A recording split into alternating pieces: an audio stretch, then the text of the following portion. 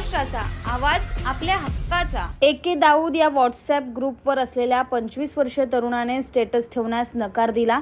त्यानंतर वाद होऊन त्या मित्राला तिघांनी हॉटेलमध्येच राडा करत त्याला भर रस्त्यात आणून त्याच्या पोटात धारदार चाकूने भोसकून गंभीर जखमी केल्याची धक्कादायक घटना भिवंडी शहरातील उमर मस्जिद जवळ असलेल्या साहिल हॉटेल समोरील रस्त्यावर घडली आहे।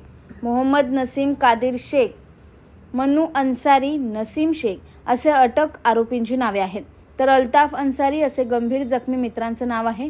मुख्य आरोपी मोहम्मद नसीम कादिर शेख याचा एके दाऊद या नावाने व्हॉट्सअप ग्रुपवर आहे। या ग्रुपमध्ये त्याचे सर्व मित्र लूम कामगार म्हणून बिहार राज्यातील रहिवासी आहेत। त्यामध्ये जखमी अल्ताफ हाही ग्रुपमध्ये असल्याने व्हॉट्सअप ग्रुपवर सर्वांनी एकच स्टेटस ठेवण्यास ग्रुप ॲडमिन मुख्य आरोपी नसीम याने सांगितले। मात्र आपल्या मोबाईलमधील व्हॉट्सअपवर स्टेटस ठेवण्यास त्याला जखमी अल्ताफ नकार देऊन विरोध करत होता। याच कारणावरून जखमी आणि आरोपींमध्ये भांडणही झालं आहे।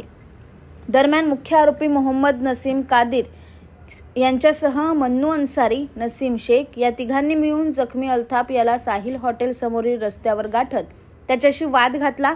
मात्र यावेळी हा वाद एवढा विकोपाला गेला की तिघांनी मिळून त्याला भर रस्त्यावर बेदम मारहाण करत त्याच्या पोटात धारदार चाकू भोसकला।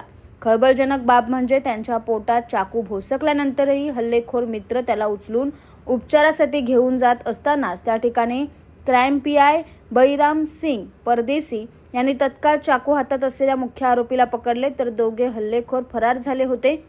दुसरीकडे घटनेचा व्हिडिओ सोशल मीडियावर व्हायरल झाल्याने भिवंडी शहरात एकच खळबळ उडाली होती।